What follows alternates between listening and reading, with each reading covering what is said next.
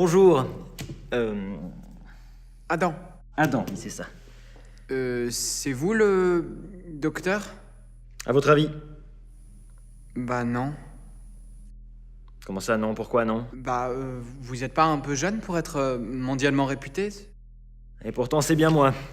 Docteur Ortizi, enchanté. Venez par ici.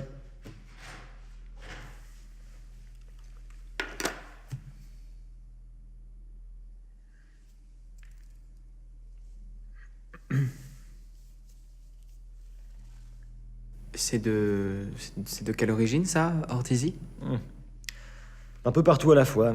Ça vient du fond des âges.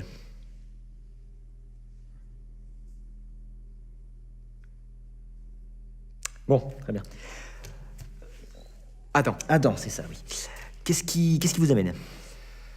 eh ben, depuis bientôt 1 an maintenant, je suis atteint d'un spleen aussi inexplicable qu'incurable. Voilà, à tel point que mes amis m'appellent spleen.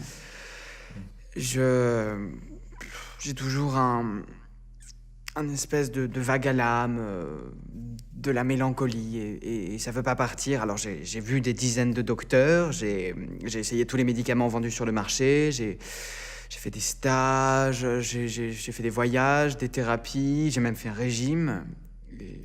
Et ça a donné quoi? Bah,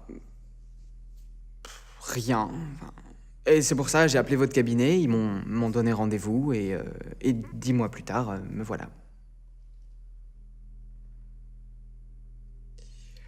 Du coup, si vous pouviez me prescrire peut-être un médicament plus fort ou plus rare, peut-être... Vous l'avez lu? Pardon? Le livre là devant vous, vous l'avez lu pendant que j'étais pas là? Vous l'avez feuilleté peut-être? Ben non, mais Pourquoi? parce que j'aime pas lire, déjà, et... Enfin, je suis pas là pour... Vous allez au cinéma? Non. Vous regardez des séries télé? Non, Vous jouez? Des jeux vidéo, des jeux de rôle? non plus depuis longtemps,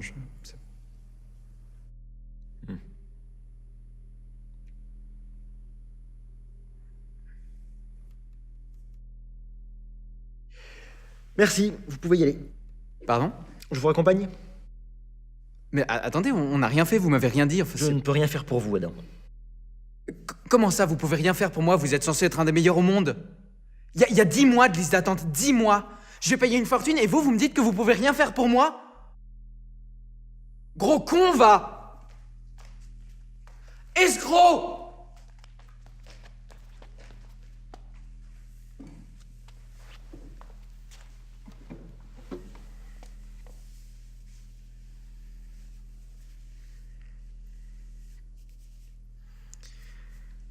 J'ai besoin d'aide. À quoi servent les histoires, à votre avis? Pardon?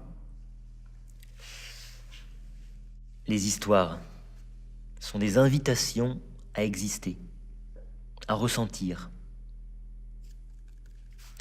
Dans notre société actuelle, il est mal vu de ressentir certaines émotions. On a interdit le malheur.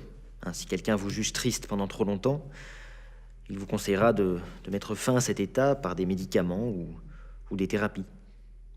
La jalousie, également, est prohibée, sous prétexte qu'étant tous différents, on ne devrait pas se comparer aux autres.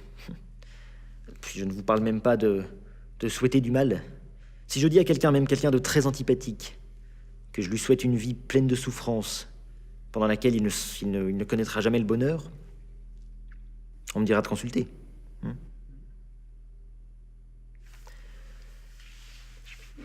Alors que plonger dans une histoire,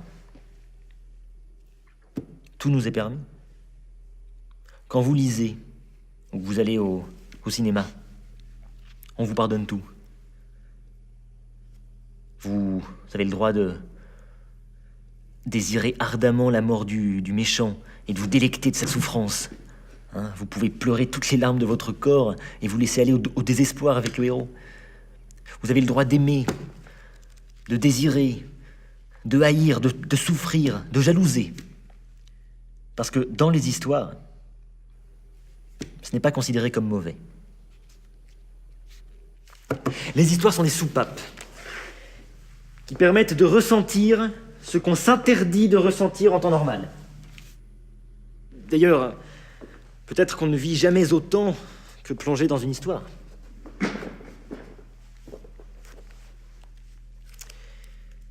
Ce n'est pas de médicaments dont vous avez besoin.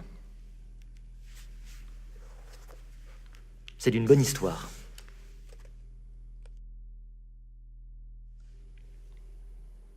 Mais attention, Adam. Il faut que vous y croyiez, vous-même, avant tout. À vous de choisir.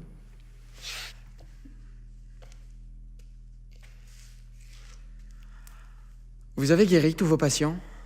Tous. Alors continuez de créer des histoires.